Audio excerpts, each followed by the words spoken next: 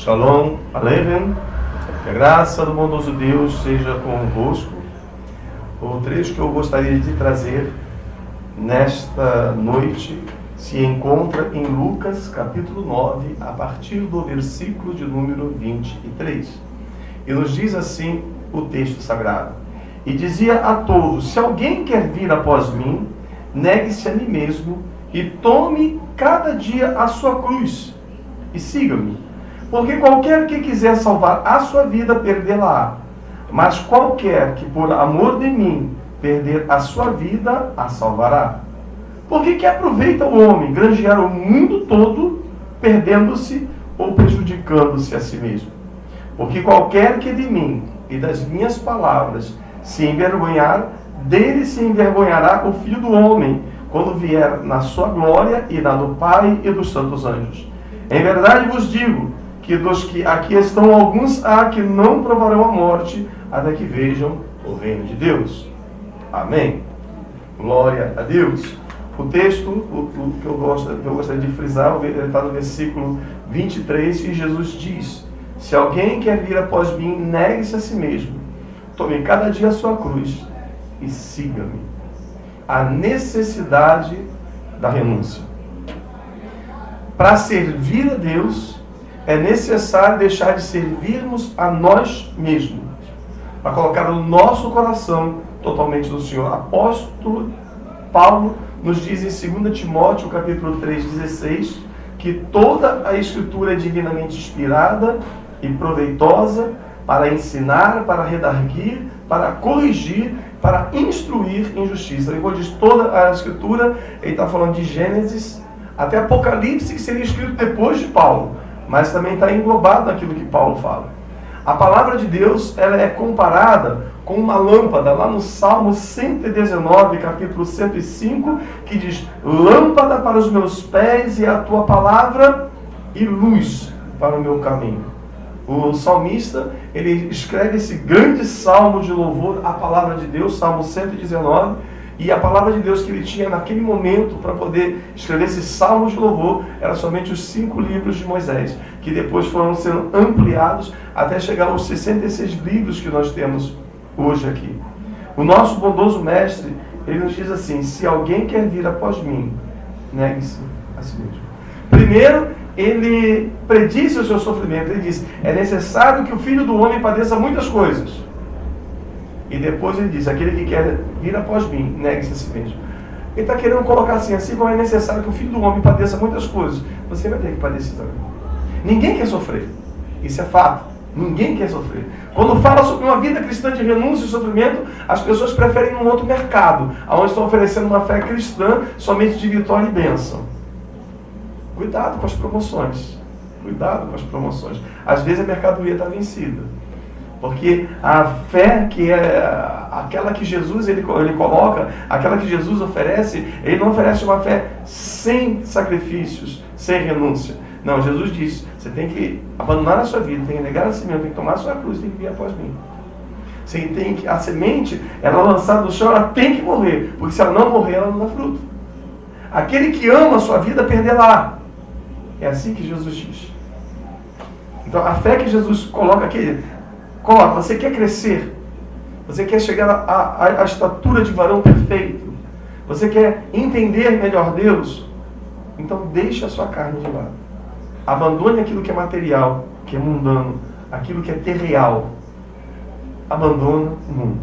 O apóstolo vai dizer: aquele que ama o mundo, o amor do Pai não está nele. Se você quer realmente amar a Deus, ame aquilo que está com Deus e não aquilo que se afasta de Deus. E muitos dos nossos costumes seculares, eles afastam as pessoas de Deus. Eu gosto muito do padrão da igreja antiga, a antiga Assembleia de Deus, com o seu padrão, o seu rigor doutrinário, que era muito grande. Mas a antiga Assembleia de Deus, com todo o seu rigor doutrinário, que as pessoas hoje vão dizer que era exagero, mas é uma igreja que tinha cura, tinha ressurreição de mortos, tinha arrebatamentos, tinha profecia. Hoje a profecia é genérica em vários lugares, mas o poder de Deus demonstrado por cura, libertação e ressurreição, nós não vemos hoje em dia. O que aconteceu? Deus mudou ou a igreja mudou? O nosso mestre, quando ele fala sobre o sofrimento aqui, que é necessário que o Filho do Homem padeça muitas coisas, ele estabelece isso em duas expressões. Primeiro, ele deveria ser rejeitado. Salmo 118, versículo 22. Salmo 118, versículo 22.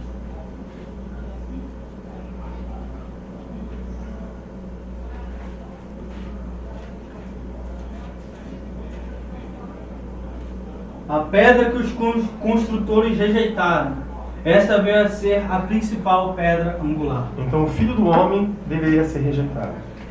E consequentemente ele deveria ser morto.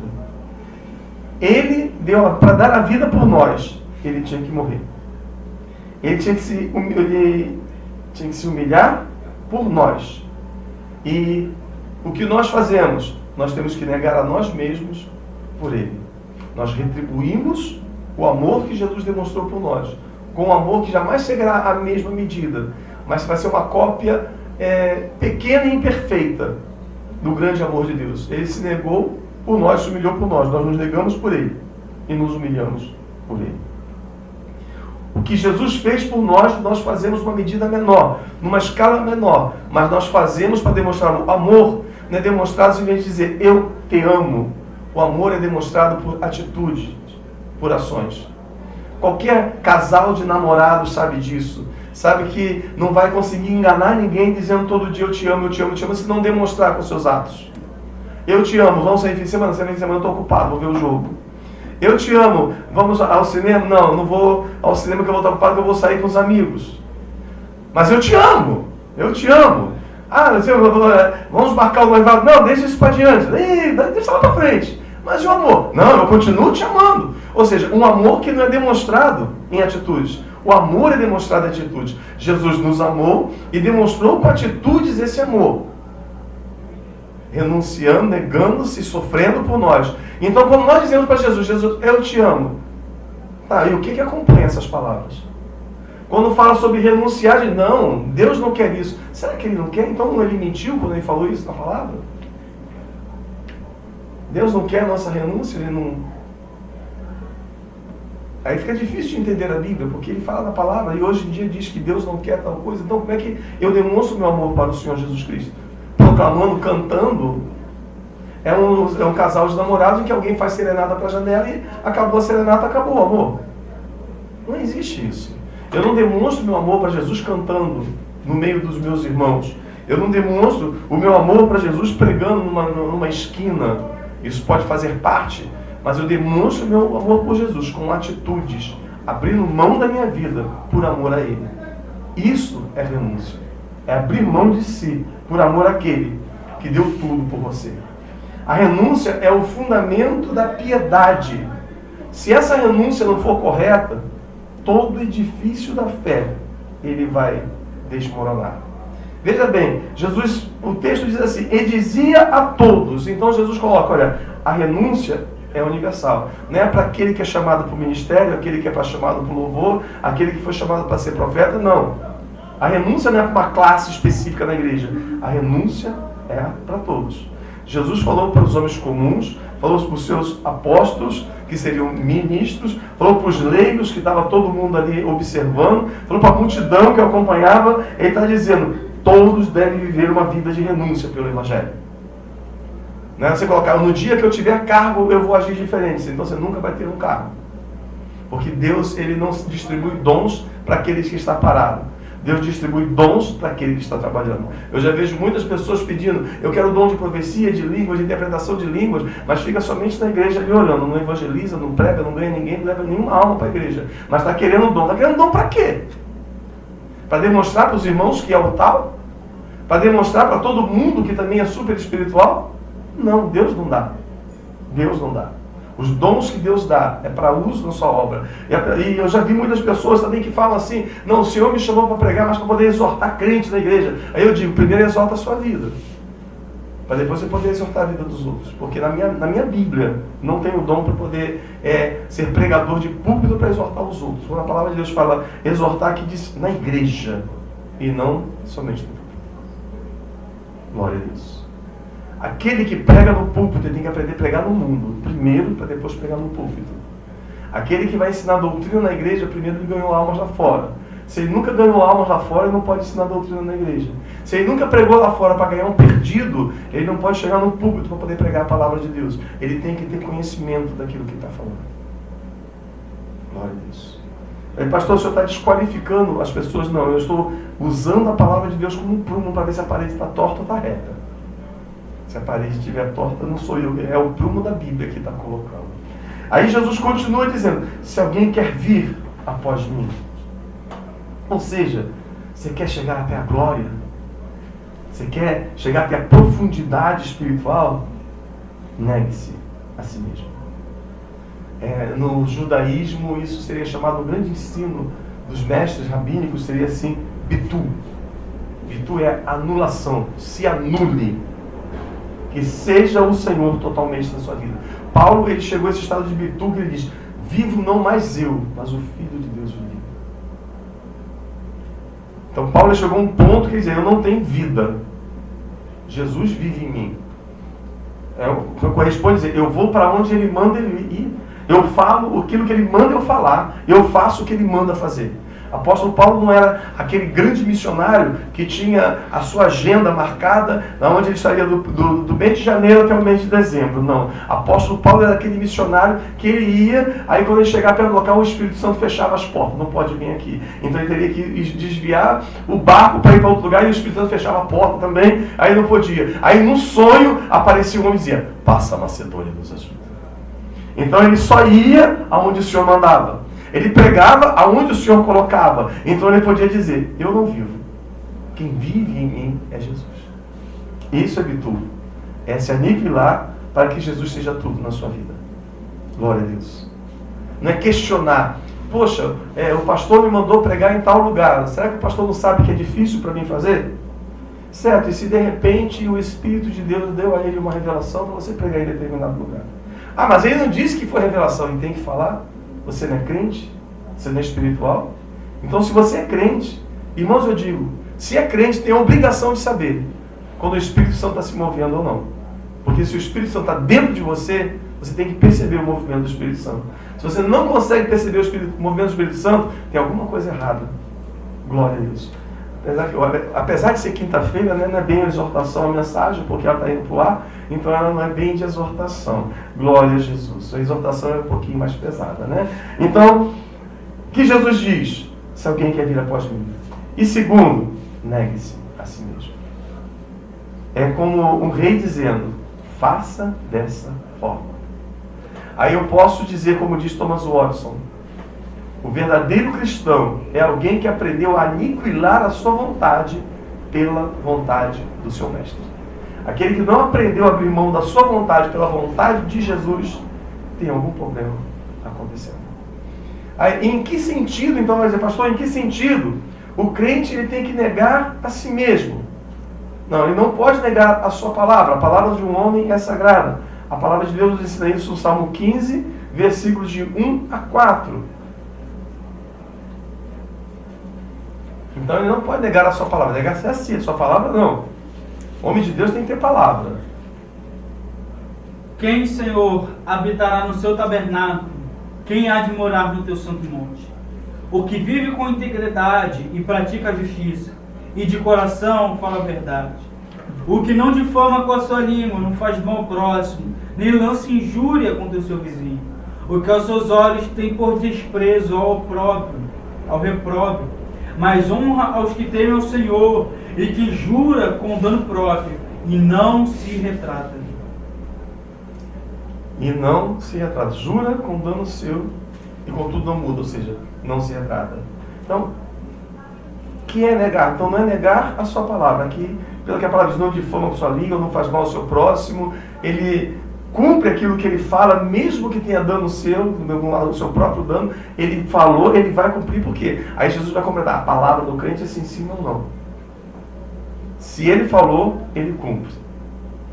Se ele assumiu o compromisso, ele vai adiante. Pastor, mas e negócio vai dar ruim, então eu tinha que pensar antes de falar. A palavra de Deus fala sobre Samuel, que nenhuma das suas palavras caiu por terra. Sabe o que isso quer dizer? Samuel foi para o templo pequenininho, criança, ele cresceu ali no templo, já era um senhor de barbas grisalhas, né, barba branca, quando ele partiu para a eternidade, e daquele tempo pequenininho, que ele foi criança, que ele foi entregue ao templo pela mãe dele, cresceu a vida dele inteira. Tudo que ele falou, ele cumpriu. Porque a Bíblia diz que nenhuma das palavras dele caiu por terra. Isso é que é ser homem de palavra. Isso é ser íntegro, é ser chamado por Deus. O crente também, quando renuncia a si mesmo, ele não deve negar a graça que está sobre sua vida. Tem pessoas que acabam menosprezando o Espírito, pensando que estão sendo humildes. Eu vejo muitas pessoas que são profetas, são vasos de Deus, e quando as pessoas falam, olha irmãos, você tem sido exemplo de Deus na minha vida. Não, que isso? Eu não sou nada, eu não sou ninguém, mas lá dentro do coração, a pessoa, não, graças a Deus por isso, mas na boca, ela se menospreza. Você está menosprezando a graça, tem que falar daquilo que está dentro do seu coração. E não colocar algo diferente com seus lábios. É claro que eu não vou me engrandecer dizendo que eu sou o tal. Não. Mas também não vou me menosprezar e dizer, eu não sou nada nem ninguém. Não, eu sou servo de Deus, eu sou filho do Deus Altíssimo. Eu sou alguém. Eu sou chamado por Deus. Falar, irmão, mas e o engrandecimento, o orgulho, a soberba, ela precede a ruína. Sim, a soberba precede a ruína. O reconhecimento de si mesmo, não. Mais de uma vez, no meu trabalho, quando as pessoas falavam a respeito de igreja, quando a gente evangelizava, ela dizia, mas eu conheço crente, que a pessoa falando que é crente, que faz de tal e tal forma, que diz que é crente, que age de tal e tal forma. Eu digo, olha, não olha o exemplo deles. Olha o meu exemplo que eu trabalho contigo. Eu dizia assim, eu poderia falar, olha o meu exemplo, eu não colocava isso como soberbo. Porque aquela pessoa não adiantava eu dizer para o ímpio, olha para a palavra. Ele não lê Bíblia, vai olhar para a palavra. Só você ficar olhando assim para a Bíblia, para poder ver se ela fala alguma coisa. Não, ele olha para a Bíblia viva, que é o crente, o exemplo do crente. Porque nós somos o evangelho que o mundo lê.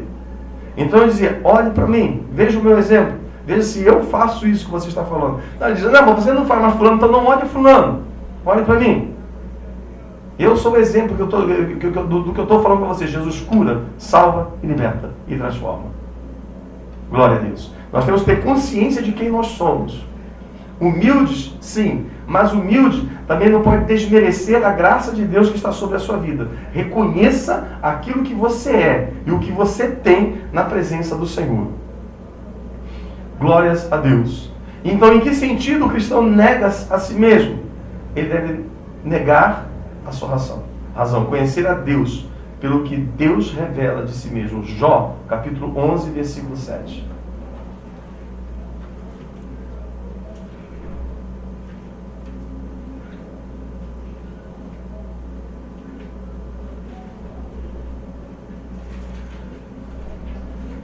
Porventura desvendarás os arcos de Deus? Porventura desvendarás os arcanos de Deus, ou penetrarás até a perfeição do Todo-Poderoso? O homem tem que negar a sua razão e reconhecer Deus.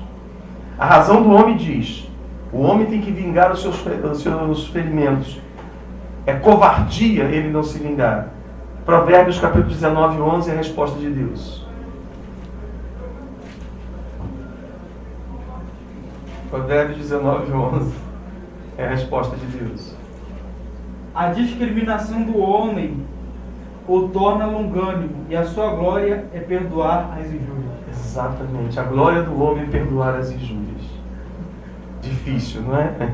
É difícil, né? Porque é mais fácil a pessoa ela querer vingar-se, e a palavra de Deus está dizendo, não é assim não. Nega aquilo que a sua razão diz. O que a razão do homem diz? Diz assim, são sem alegria os caminhos de Deus, porque eu tenho que sacrificar os meus prazeres, os meus divertimentos, eu tenho que sacrificar tudo aquilo que eu gosto. Então servir a Deus não tem alegria nenhuma. E o que Deus diz? Em Provérbios capítulo 3, versículo 17. Os seus caminhos são caminhos deliciosos, e todas as suas veredas paz. Isso. Viu bem o que Deus... A pessoa diz que não tem graça, e Deus está dizendo na palavra. o caminho de delícias e de paz. Mas aqueles que acreditam não tem graça, porque só pode experimentar a delícia e paz aquele que nasceu de novo. Aí eu vou dizer para você, capim é alimento de ovelha. Lobo come carne. Só pode sentir prazer nas coisas de Deus quem é ovelha. Quem não é ovelha não vai sentir prazer, não vai se sentir alimentado. Creio que dá para poder entender somente essa pequena frase. Glória a Deus. A razão carnal diz: se seguir a religião direito, você vai falir. É isso que a razão humana diz. Se você realmente for crente, for largar tudo, você vai acabar indo na falência. Você não vai prosperar, não vai adiante, porque crente é fracassado, o crente é derrotado. O crente ele não prospera. E o que a Bíblia diz? 1 Timóteo capítulo 6:6. Primeira parte espiritual, né? Depois vamos à parte material. De fato, grande fonte de lucro é a piedade com o contentamento. Isso. Grande fonte de lucro é a piedade com contentamento. Mas, pastor, piedade com contentamento não bota comida na mesa. Sim, então vamos ver o que a palavra de Deus diz em Provérbios capítulo 3, versículo 16.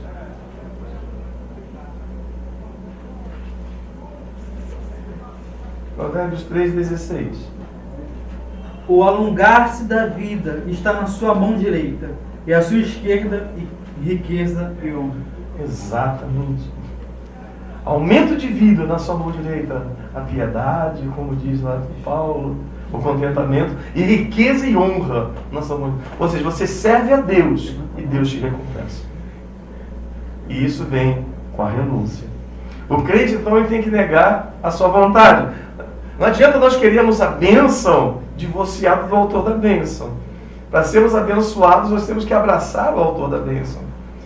Nós vemos muitos exemplos, existem muitos exemplos negativos, e nós vamos encontrar muitos exemplos negativos de pessoas falando que servir a Deus, entrar no emaranhado, no vendaval, no rolo, e na pobreza, na penúria. E a palavra de Deus nos mostra Daniel no palácio, foi lá como escravo, mas depois ele subiu a um posto grande no palácio. Mostra José no palácio, também servindo lá no palácio. O colácio do tetrarca Herodes, que servia a Cristo. Salomé, que fazia parte também lá da corte. Nós vemos várias pessoas que eram pessoas prósperas dentro do círculo dos discípulos. Nós temos Nicodemos, José de Arimateia, Lídia, que era comerciante de púrpura, e era uma mercadoria muito cara na época. Então Lídia tinha lojas, era uma importadora, ajudou muito a igreja da época, de acordo com a história cristã. Então nós temos muitas pessoas prósperas na Bíblia Sagrada, porque existe a promessa, mas não vou tratar de promessa de prosperidade hoje. Hoje nós estamos falando de renúncia, porque você só pode chegar no topo da árvore depois que você planta ela. Se não tiver uma árvore plantada, você não sobe. Então, para você poder plantar a sua prosperidade, você tem que arar o solo, rasgar a terra do coração e retirar as pedras que estão ali, impedindo que uma raiz boa possa crescer. Sobre renúncia, tem Bernardo, né? Bernardo, que ele coloca: se a vontade deixasse de pecar, não existiria mais inferno. O homem peca porque a vontade da carne, ela exige isso. Então, o maior ferimento que pode se fazer na sua carne é negar a sua própria vontade. Thomas Watson, ele coloca: a vontade do homem caído é como uma bússola na tempestade, muda a direção sempre que troveja, apontando para o lado errado. Então temos que nos subordinar à vontade de Deus, não seguir as vontades do nosso coração, porque a Bíblia coloca: enganoso é o coração do homem mais do que todas as coisas, quem o conhecerá? E muitas pessoas dizem: sentir no meu coração que eu tenho que fazer isso, Deus está aqui porque eu sinto no meu coração. Não é sentir no coração, porque o coração nos engana.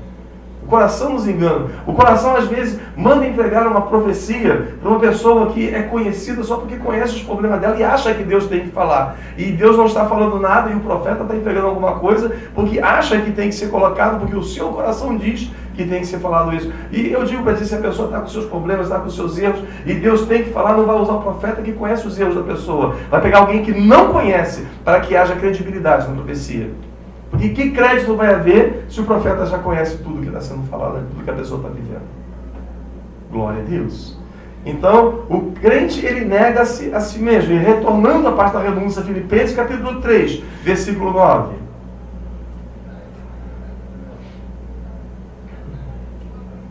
O crente, ele nega a sua justiça. E se achado nele, não tendo justiça própria, que concede de lei, senão que há, mediante a fé em Cristo, a justiça que precede de Deus, baseada na fé. Negar a sua própria justiça. Apóstolo Paulo fez isso. Apóstolo Paulo, ele ainda dizia, quando ele falou de si mesmo, Benjamim, da tribo de Benjamim, fariseu, como os fariseus, e ele dizia assim, segundo a lei irrepreensível. Então, o apóstolo Paulo não era um pecador comum. Ele coloca assim, segundo a lei irrepreensível. Então, ele tinha uma vida ilibada na presença do Senhor. E, no entanto, ele descartou tudo isso por amor de Jesus. Então, ele coloca, eu vou diante dele não confiando na minha justiça, mas na justiça que vem de Cristo, na minha fé em Cristo.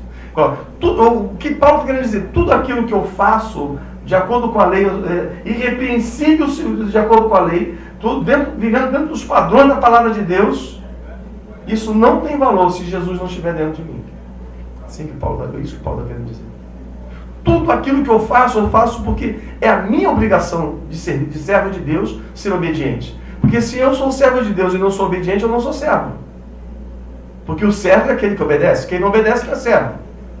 E mesmo que obedece, ainda é chamado de servo inútil, de acordo com a parábola que Jesus coloca. E se o servo que obedece é chamado de inútil, aquele que não obedece é o quê? Glória a Deus. Então o que o Paulo quer dizer, olha, toda a minha justiça não é nada mais do que minha obrigação. Então eu não me apresento a Deus confiando na minha justiça, porque é minha obrigação ser justo. Eu me apresento diante de Deus confiando na justiça que vem de Cristo. O que eu estou falando, irmãos, é por mais que você faça todos os teus jejuns, campanhas, montes, seu sacrifício, é a sua obrigação. Não é nada mais do que a sua obrigação como crente. Tudo aquilo que você vai fazer, por mais que você faça, é a sua obrigação de crente diante de Deus. Glória a Jesus. Mas, pastor, o senhor está diminuindo o meu trabalho? Não. Eu não estou lhe diminuindo. Mas estou dizendo que a palavra de Deus diz assim, que todo o nosso pensar e fazer é porque o Espírito Santo nos conduz.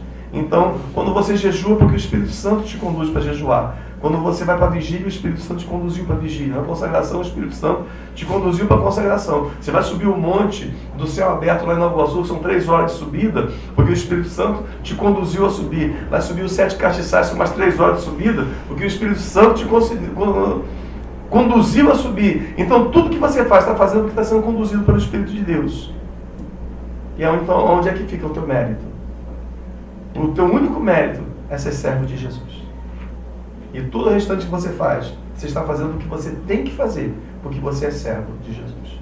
Isaías, ele vai ser um pouquinho mais radical que o apóstolo Paulo. Está lá em Isaías 64, versículo 6. Veja bem o que Isaías fala da nossa justiça.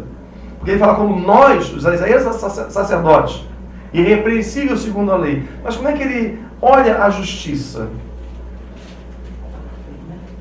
64:6. Mas todos nós somos como um imundo, e todas as nossas justiças como o trapo da imundícia. Todos nós murchamos como a folha, e as nossas iniquidades como um vento nos arrebata. Então o melhor que a gente puder fazer ainda é pouco, porque nós somos pecadores por natureza. Se nós confiarmos nas nossas obras para a salvação, nós estamos perdidos. Nós só podemos confiar em Cristo Jesus, nosso Senhor. Não na nossa moralidade, na nossa ética, porque uma pessoa muito ética, bastante moral, sem Cristo, é uma moeda sem valor. Jesus ainda quer que a gente se desfaça de tudo para poder seguir Ele. Lucas 18, 22.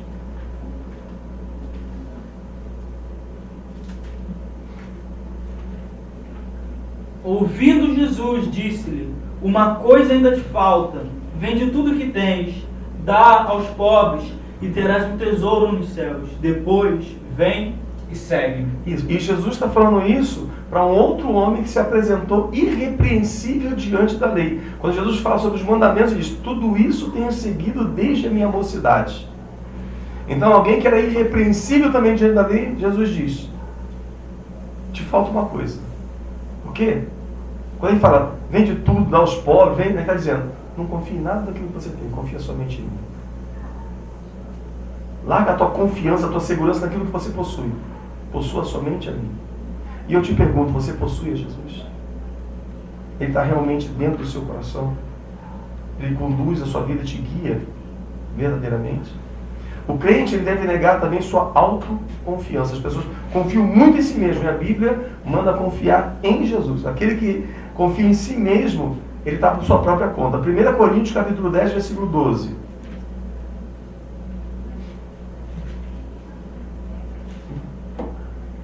Aquele, pois, que pensa estar em pé, veja para que não caia. Isso. Você acha que está em pé? Cuidado então, porque quem está em pé corre o risco de cair. Vigie bastante. Por isso Jesus diz, orai e vigiai. Jesus não manda somente orar, ele manda orar e vigiar. Nós temos que ser totalmente dependentes de Cristo. Como o apóstolo Paulo diz, posso todas as coisas naquele que me fortalece. Teve um dos discípulos que era muito autoconfiante. A autoconfiança é boa, mas tem um ponto, né? Tem que entender o seu ponto. Quando a autoconfiança está acima da nossa fé, ela é prejudicial. Porque Pedro disse para Jesus, ainda que todos se escandalizem, menosprezou todo mundo, os seus discípulos que estavam ali, seus irmãos na fé. É como se, eu vejo Pedro aqui, como se Pedro tivesse uma reunião de ministério, está lá diácono, não, o diácono não faz parte da reunião de ministério, geralmente, né? O presbitério, está os presbíteros, está os pastores, evangelistas, e ele chega naquela reunião e se levanta, vocês tudo pode cair, mas eu fico de pé. É como se Pedro estivesse dizendo assim, ainda que todos se escandalizem, eu nunca me escandalizarei. Ele menosprezou os seus irmãos de ministério e ele pagou pelas suas próprias palavras. Que às vezes nós damos contas das palavras que nós falamos aqui na terra mesmo, em vez de esperar ali no céu. Então o crente, ele vigia, ele reconhece quem ele é e como é a sua vida. E vê muito bem antes de poder falar, para poder não menosprezar ninguém. O crente, ele também tem que negar o orgulho e a falsidade. Jó capítulo 11, versículo 12.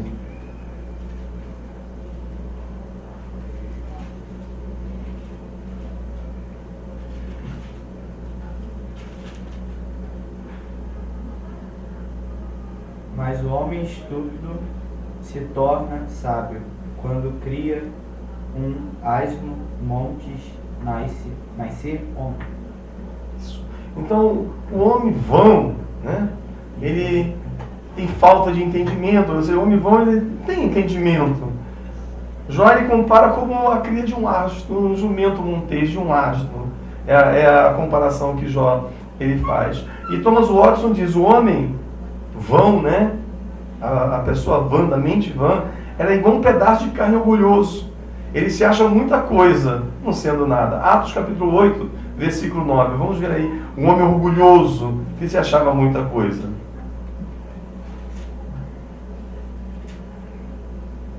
Ora, havia certo homem chamado Simão, que ali praticava magia, iludindo o povo de Samaria, ensinando ser ele grande vulto. E se achava um grande vulto, um grande personagem.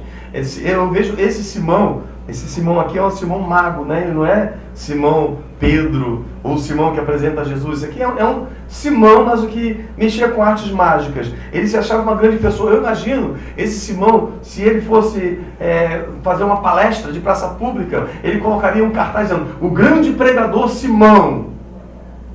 Glória a Deus. Não estou apontando para nada que acontece nos nossos dias, não. Mas veja bem, em vez de colocar assim a mensagem da palavra de Deus, não, o grande pregador Simão, é como Simão aqui, ele se achava uma grande pessoa. Ou que coloca um título, ele abre um templo e coloca lá, Templo de Simão, em vez de colocar a Igreja do Deus. Ou Igreja de Deus vivo, a igreja local, ou seja lá o nome que for, coloca o nome de Simão bem grande na fachada, porque Simão quer se achar grande. E ao contrário de João Batista, que João Batista, quando fala de Jesus, diz, importa que ele cresça e eu diminuo. João Batista não queria aparecer. Os Simão da vida, eles querem se aparecer. E Jesus fica somente como aquele, que está garantindo o suporte para que se mantenha no alto. O crente, ele tem que negar esse orgulho. Você é um grande pregador da palavra de Deus, você prega bem porque o Espírito Santo te dá unção. Se você não prega pela unção do Espírito Santo, que tem o dom humano de pregar, então a sua pregação pode ser muito boa, mas busque a unção para que Deus possa te usar. Glória a Deus. Você é usado pelo Senhor em mensagem, profecia, seja usado em mensagem, mas busque o dom e a capacitação do Espírito Santo. Porque eu digo, se o Espírito Santo de Deus não lhe der, você não será nada. Glória a Deus. O crente tem que negar também a vaidade. Romanos, capítulo 12, versículo 3.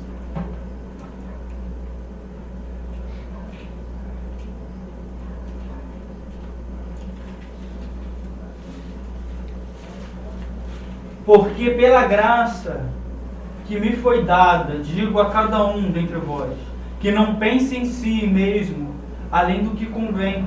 Antes, pense com moderação, segundo a medida da fé que Deus repartiu a cada um. Não pense cada um de vós mais do que convém, saiba, mais do que convém saber. Provérbios, capítulo 3, versículo 7.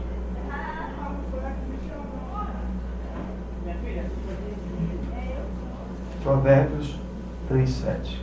Não seja sábio aos teus próprios olhos, teme ao Senhor e aparta-te do mal.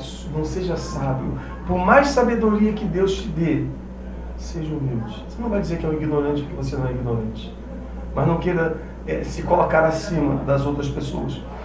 Porque como ensinam os rabinos, a sabedoria não é um mais sábio do que o outro. É cada um com uma sabedoria diferente. Elas não se colocam, não são comparadas a mesmo nível, porque elas são igual o dom de profecia, cada um tem um dom diferente. Filipenses 2:3.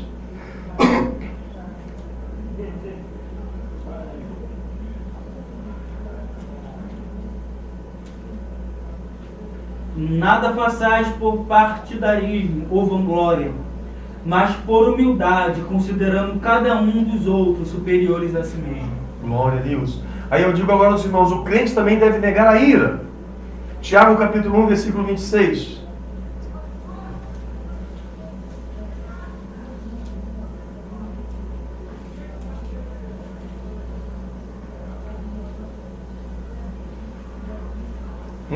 de Tiago. Se alguém dentre vós cuida ser religioso. Se alguém supõe ser religioso, deixando de refrear a língua, antes enganando no próprio coração, a sua religião é vã. O crente que não controla a sua língua, no momento da ira, a sua religião não tem valor nenhum. Ela é vazia. Tiago capítulo 3, versículo 6. Ora, a língua é fogo e mundo de iniquidade. A língua está situada entre os membros de nosso corpo e contamina o corpo inteiro. E não só põe em chamas toda a carreira da existência humana, como também é posta ela mesma em chamas pelo inferno. E o versículo 8.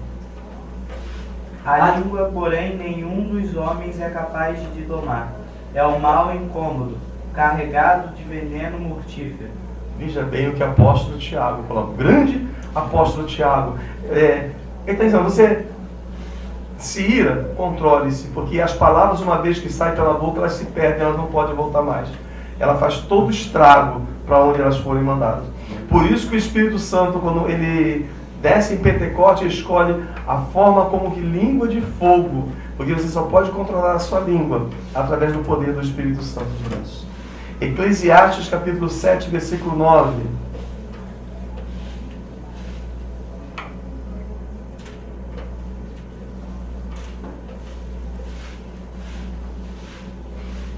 Não te apresses em irar-te, porque a ira se abriga no íntimo dos insensatos. Exatamente. A ira se abriga no íntimo dos insensatos, no coração dos tolos.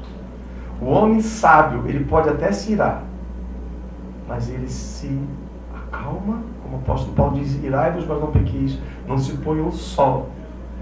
Então ele pode até se irar, mas ele se controla e entrega e coloca tudo nas mãos do Senhor. Ele não deixa que a ira venha contaminar o seu interior. Porque um coração irado torna a pessoa imprópria para o reino dos céus. O crente, ele renuncia também ao modismo pecaminoso. Agora vai falar sobre moda. Pastor, você vai falar de doutrina no ar, pastor? Sim, vamos falar da Bíblia Sagrada no ar. Glória a Deus. Então o crente tem que renunciar ao modismo do mundo. Romanos capítulo 12, versículo 2.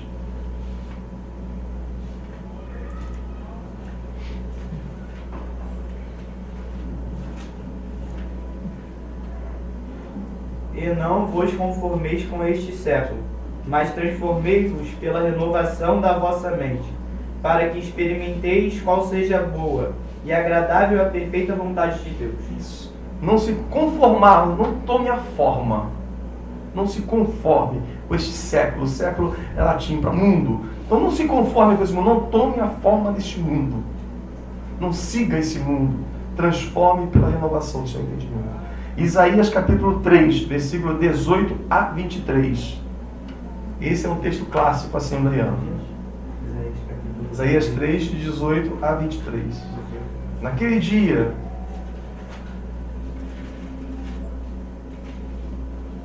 disse ainda comigo, é por causa dos filhos dos homens, para que Deus o prove. Isaías 3, 18 a 23. Eclesiastes. Naquele dia tirará o Senhor o enfeite dos anéis dos tornozelos, e as toucas, e os ornamentos em forma de meia-lua, os pendentes e os braceletes, e os véus esvoaçantes, os turbantes, as cadeirinhas para os passos, as cinzas, as caixinhas, os perfumes, os amuletos, os sinetes, as joias, pendentes no nariz, os vestidos de festas, os mantos, os chales, as bolas, os espelhos, as camisas finíssimas, os atavios de cabeça e os véus grandes. Será que em lugar de perfume haverá podridão, por cinta, corda, e lugar de encrapadura, os cabelos, calvície, e em lugar de vestes suntuosa, cilício, marca de fogo, em lugar de formosura. Glórias a Deus. Então naquele dia Deus vai tirar, conta aquela palavra de Deus. Mas, pastor, mas isso aí é Isaías, pastor. Sim, então vamos pegar o grande apóstolo Paulo, que foi o grande plantador de igrejas. 1 Timóteo, capítulo 2, versículo 9.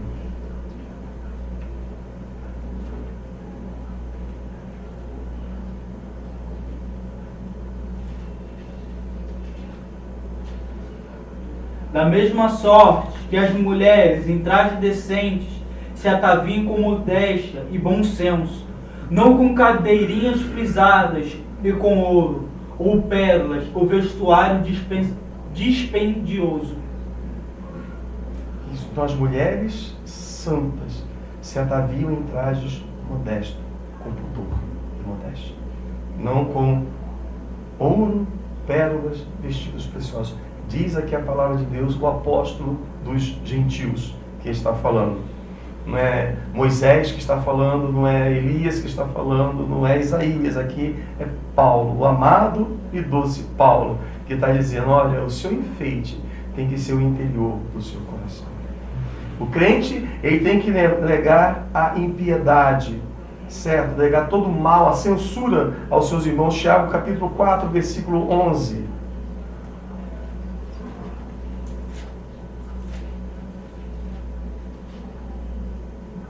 Irmãos, não faleis mal uns dos outros. Aquele que fala mal do irmão ou julga o seu irmão, fala mal da lei e julga a lei. Ora, se julgas a lei, não és observador da lei, mas juiz. Muitas pessoas querem aumentar a sua honra, diminuindo a honra do seu próximo. A Bíblia diz, é pecado matar, e a pessoa mata a reputação do seu irmão. E isso é assassinato. Tenta diminuir a glória de um para poder aumentar a sua. E aqui a palavra de Deus diz: renuncia. Abra mão disso. Abra mão do pecado, da iniquidade, da velha natureza. Aí Jesus, ele não fala para você negar somente aquilo que é mal. Aí Jesus vai um pouquinho mais além. Somente alguém que tem o poder dos céus, a natureza celeste divina, pode pedir o que Jesus pede. Aqui Jesus olha para você e diz: negue também os seus afetos. Deus dizendo: negue tudo aquilo que você ama, que não é pecado. Por quê? Porque Jesus está pedindo. Lucas capítulo 14, versículo 26.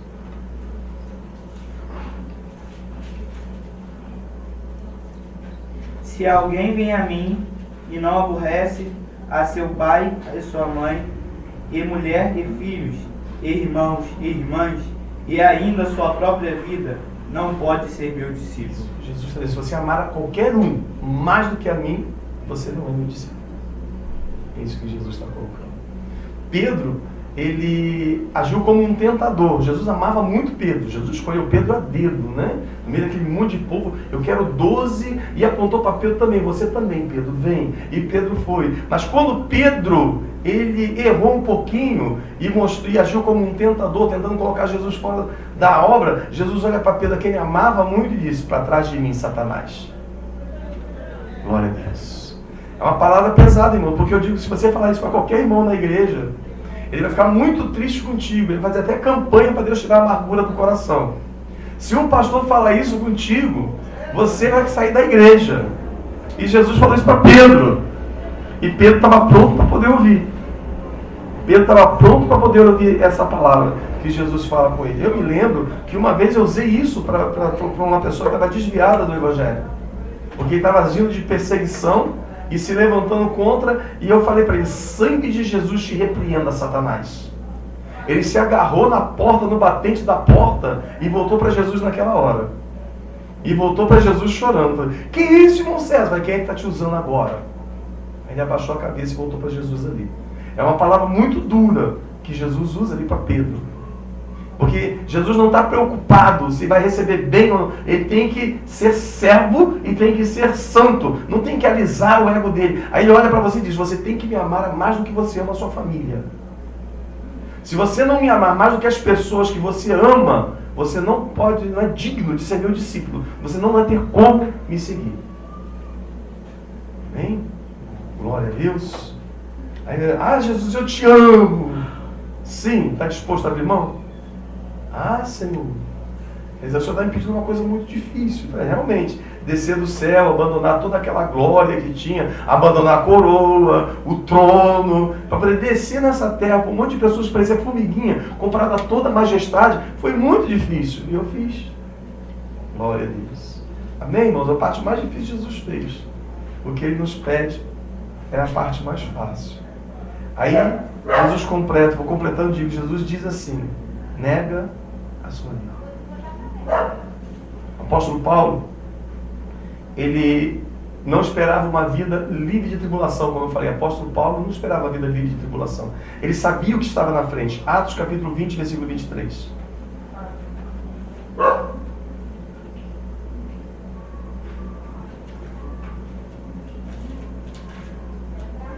Atos 20, 23. Senão que o Espírito Santo, de cidade em cidade, me assegurasse que me esperam cadeias e tribulações. Isso, o apóstolo Paulo disse que o Espírito Santo já tinha revelado para ele.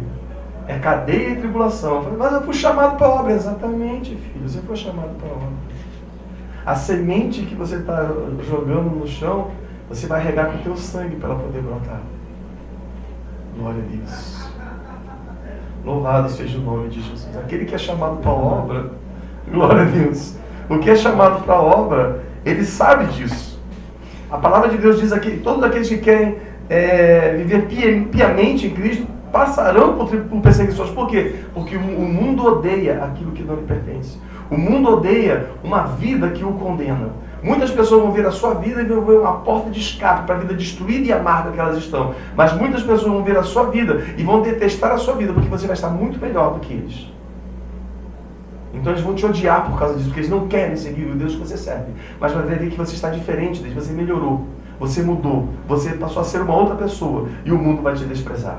Aqueles que querem a Cristo vão olhar para você e vai dizer, poxa, eu era igual a ele.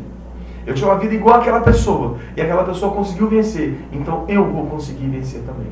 Se ele conseguiu, se Deus o aceitou, Deus vai me aceitar também. Mas o mundo irá perseguir, porque o mundo detesta e odeia aquele que não se adequa a seus padrões. A carne, ela, quando fala de renúncia, a carne pula. Eu sei que muita gente, ao ouvir essas palavras, vai dizer, esse pastor está exagerando um pouquinho. Claro, a carne não gosta de renúncia. Isso é para quem é do Espírito. Glória a Deus. O que a carne diz? A carne diz, a cruz é dolorosa, os seus pregos me rasgam. Mas o que Deus responde? Apocalipse capítulo 12, versículo 11.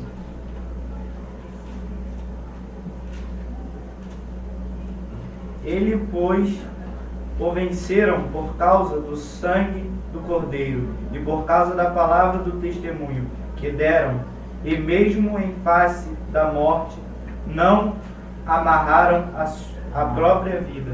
Então eles não amaram a sua própria vida, nem na porta da morte. Eles não amaram a sua própria vida. Então para eles a cruz era necessário e era um bem e não era uma prova. Apóstolo Paulo, ele quando vai falar do seu ministério, ele não diz assim, eu sou Paulo, eu plantei igreja na Galácia, em Éfeso, em Corinto, na Macedônia. Não, apóstolo Paulo quando vai falar do seu ministério, lá em Gálatas 6,17, o que ele apresenta como o troféu do seu ministério? Não é a multidão de almas que ele ganhou ou o número de igrejas que ele plantou. O que ele apresenta? Quanto ao mais, ninguém me moleste, porque eu trago no meu corpo as marcas de Jesus. Então o apóstolo Paulo, em vez de apresentar, olha, eu sou o grande Paulo que plantei tantas igrejas, ele diz, olha aqui, as marcas de Cristo. Glória. Essa é a marca do meu ministério. São as marcas de Cristo. Isaías, ele foi cerrado no meio. Jeremias foi apedrejado. Amós, mataram ele com uma barra de ferro. Lucas foi enforcado numa oliveira. Marcos foi crucificado numa cruz em forma de X, Pedro crucificado de cabeça para baixo. Todos eles sofreram. E todos eles sofreram por amor a Jesus. Então, numa posição de glória lá no céu. São tzadikim, num bom hebraico, eles são tzadikim. São os grandes justos que estão perto do trono de Deus. 1 Pedro capítulo 4, versículo 14. Irmãos, nos nossos sofrimentos, eles exalam o bom perfume de Cristo. Glória a Deus. São distintivos de honra. 1 Pedro 4,14. Se, pelo nome de Cristo, somos injuriados, bem-aventurados sois, porque sobre vós repousa o Espírito da glória e de Deus. Louvado seja o nome de Jesus. Então, se te perseguem, as pessoas de outro tipo de credo, se te perseguem, se as pessoas que não creem em Deus te perseguem, se te perseguem porque você é Cristo, olha o que Pedro diz, sobre vós repousa o Espírito da glória de Deus. Louvado seja o nome de Jesus. Apóstolo Paulo diz que toda essa perseguição e sofrimento serviu para ele crescer na obra. Filipenses 1,12.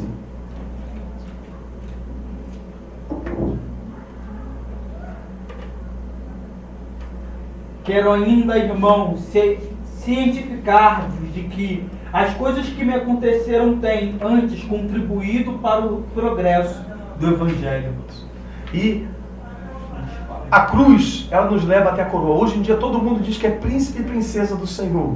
Glória a Deus. Ninguém quer ser servo. Todo mundo quer ser príncipe e princesa. Príncipes do Senhor, princesa do Senhor. Sim, a cruz ela nos leva à coroa, verdadeiramente. Mas para você ter príncipe e ser princesa, para usar coroa, glória a Deus, 2 Timóteo 2,12. Quer reinar com Cristo? Então veja o que Paulo diz. Se perseverarmos, também com ele reinaremos. Se o negarmos, por sua vez, nos negará. Eu gosto aqui da tradução da Almeida Corrigida Fiel, que diz, se sofrermos, também com ele reinaremos. Porque tem um caminho para poder usar a coroa. Todo mundo quer ser príncipe e princesa, mas a coroa do príncipe e da princesa vem com o sofrimento da cruz. Se você não tem as marcas da cruz, você ainda não está pronto para poder usar a coroa. Glória a Deus. Louvado seja o nome de Jesus. E O grande motivo, então, de nós negarmos a nós mesmos, de tudo aquilo que eu falei até o presente momento, é que nós não podemos ser salvos de outra forma. Carne e sangue não entram no reino dos céus. O homem natural não pode vir a Deus. A palavra de Deus diz: seguir a paz com todos e a santificação, sem a qual ninguém verá o Senhor. Só existe um caminho para a cidade celestial. Pode ter várias estradas para conduzir esse caminho, mas só existe um caminho para a cidade celestial. E se a vontade humana ela não for crucificada, a vontade de Cristo não será obedecida. Se o mundo não for negado, Cristo não será completo na vida do crente. O mundo na nossa época é egoísta. Paulo diz assim: nos últimos dias sobrevirão tempos trabalhosos, porque haverá homens amantes de si mesmos, avarentos, presunçosos, soberbos, blasfemos, desobedientes a pais e mães, ingratos e profanos. E Jesus diz: digo-vos depressa, lhes fará justiça. Quando, porém, vier o Filho do Homem, porventura achará fé na terra? Jesus negou a si mesmo por nós. E Jesus, ele espera que nós façamos a mesma coisa por ele. Eu encerro com Filipenses capítulo 2, versículo 7.